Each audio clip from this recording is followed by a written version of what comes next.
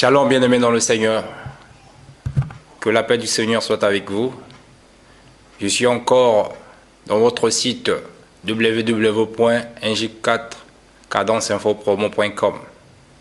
Je suis votre humble serviteur, Prince Kouka, qui vient vous parler de la part du Seigneur, car ce support est très intéressant, très important à nos jours, afin de pouvoir véhiculer le message du Seigneur.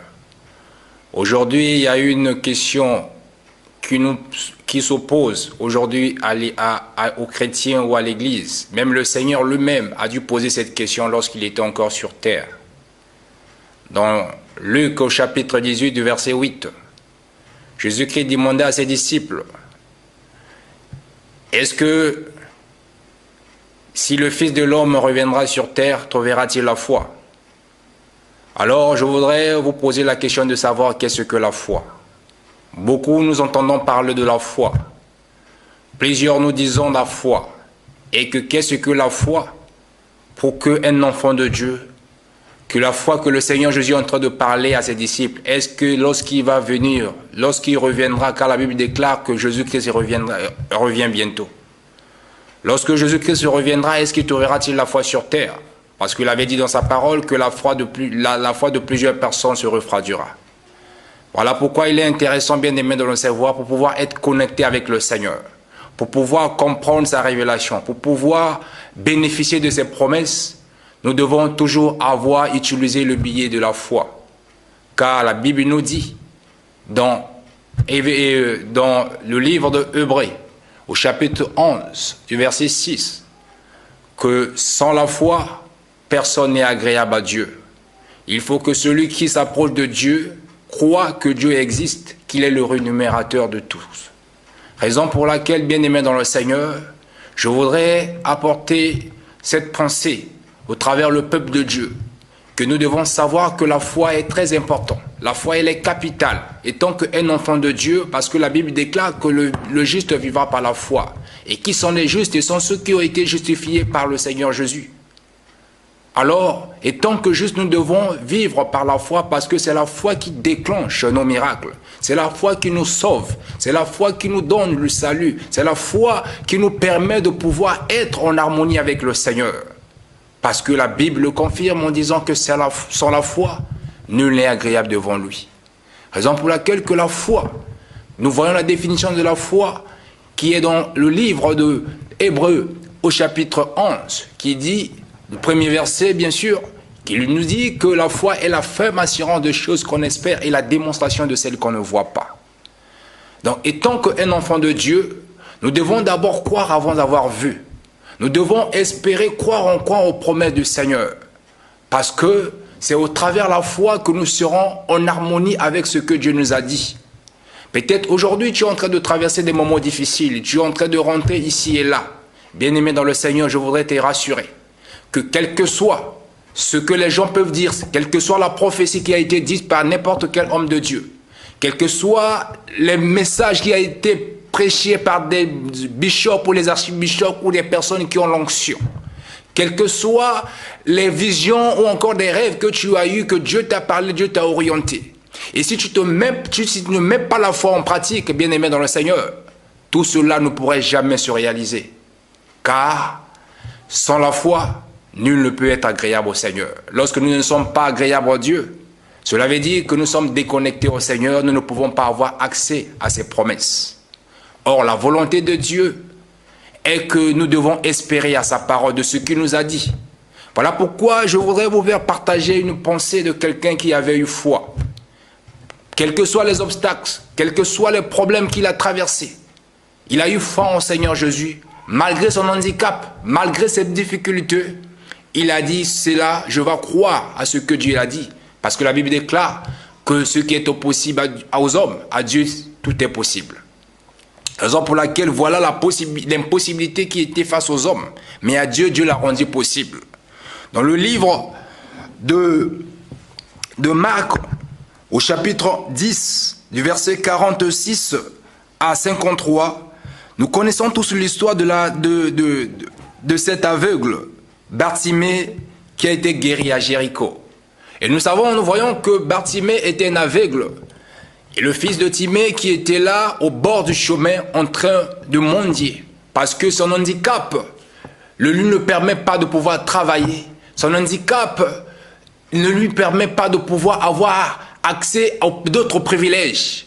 Mais c'est sa façon était sûrement de rester au bord de la route, au bord du chemin, afin que les passants, en passant, lui pouvait leur commander quelque chose, afin qu'on puisse lui donner de quoi à manger.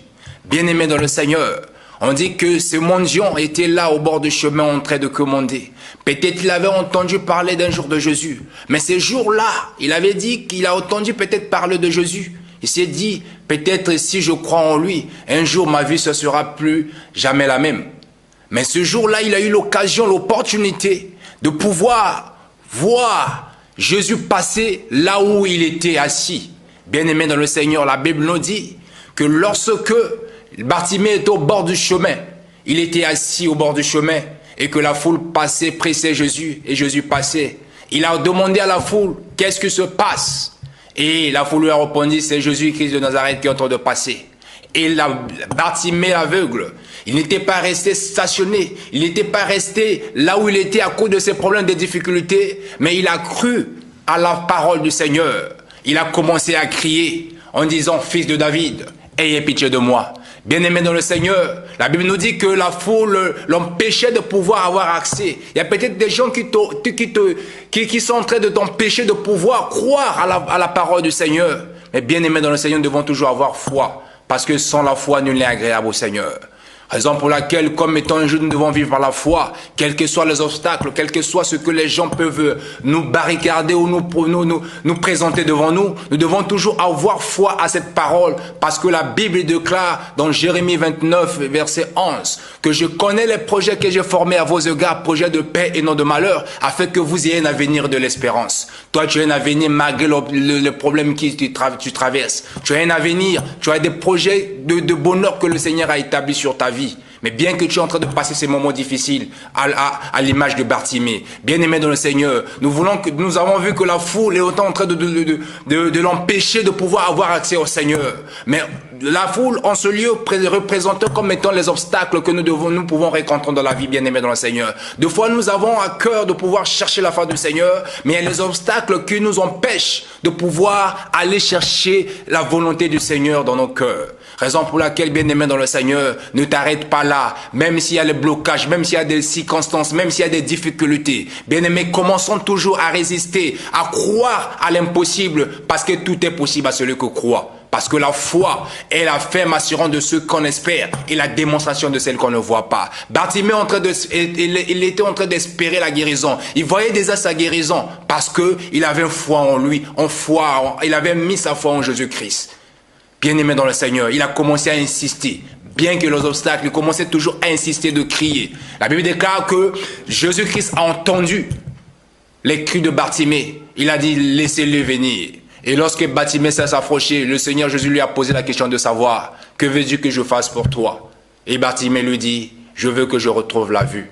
Or, nous avons lu, donc nous savons que Ésaïe 61, verset 1, la Bible nous dit que Jésus-Christ était venu pour pouvoir donner, libérer les personnes qui étaient, délivrer les malheureux et donner le recouvrement de vue à ceux qui étaient aveugles. Voilà pourquoi Bartimée, il avait saisi cette parole, il avait saisi cette promesse. Il a dit que je veux retrouver ma vue. Et le Seigneur a dit que ce soit fait selon ta foi, car ta foi t'a sauvé. Bien-aimé dans le Seigneur, on est sauvé par le biais de la foi. Sans la foi, nul n'est agréable au Seigneur. Cela ne cherche pas, bien-aimé dans le Seigneur, à mettre ta confiance vis-à-vis des gens, au pasteur. Bien-aimé, tu dois d'abord croire à la parole de Dieu. C'est parce que là, c'est la promesse du Seigneur qui nous sauve. C'est la parole de Dieu qui agit sur nos vies. Ce n'est pas ce que les gens disent. Nous ne devons pas avoir la foi en d'autres personnes. Voilà pourquoi Jésus-Christ, en train de poser la question à ses disciples, sont poussés de savoir, si je reviens sur terre, est-ce que je retrouverai-t-il la foi? Bien-aimé dans le Seigneur, je ne voudrais pas que Jésus-Christ revienne bientôt, qu'il ne puisse pas te voir, que tu puisses perdre ta foi. Parce que la Bible déclare que la foi de plusieurs personnes sera refroidie.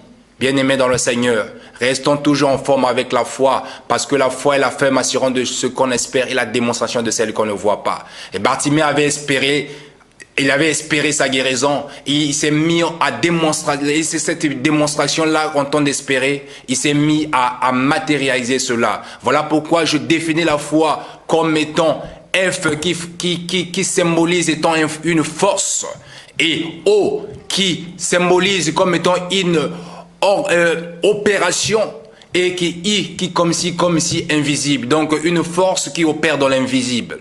Raison pour laquelle, bien-aimés dans le Seigneur, lorsque nous avons des problèmes, lorsque nous avons une maladie, même incurable, les médecins ont donné leur verdict, bien-aimés, nous devons toujours croire à la parole de Dieu, car il a dit, crois au Seigneur Jésus-Christ, tu seras sauvé. Il a dit en quoi? Je t'avais dit, si tu crois seulement, tu verras la gloire de Dieu. Bien-aimés dans le Seigneur, voilà pourquoi nous devons toujours croire à la parole de Dieu et nous allons voir sa gloire. Dieu ne nous abandonne pas, Dieu nous aime. C'est au travers de la foi que nous allons voir en Jésus-Christ, au travers de sa parole, au travers de ses promesses, que tout ce que le Seigneur nous a promis va s'accomplir.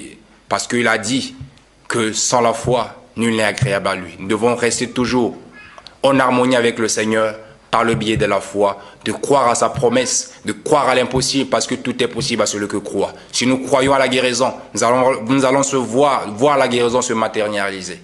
Si nous croyons à tout ce qui Dieu nous a promis, nous allons voir cela se réaliser, parce que le Seigneur n'est pas un homme pour mentir, ni un fils de l'homme pour se repentir. Ce qu'il a dit, il finira toujours par l'accomplir et à l'exécuter. Raison pour laquelle, bien-aimé dans le Seigneur, je voudrais que tu puisses toujours alimenter ta foi, de croire toujours à sa parole, de méditer la parole de Dieu, de croire vis-à-vis de la promesse que le Seigneur a faite pour nous, afin que lorsque le Seigneur reviendra, pour pouvoir venir rencontrer la foi sur nos vies.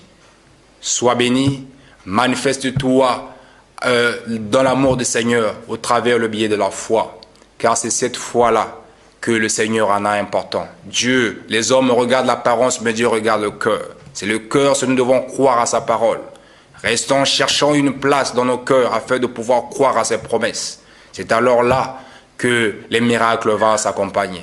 Mais si nous abandonnons notre foi, bien-aimés dans le Seigneur, nous ne pouvons jamais voir la main du Seigneur dans nos vies. Je t'invite, bien-aimé dans le Seigneur, à redonner, à booster encore ta foi, parce que c'est au travers de la foi que tu verras la main, tu vas vivre la main de Dieu dans ta vie.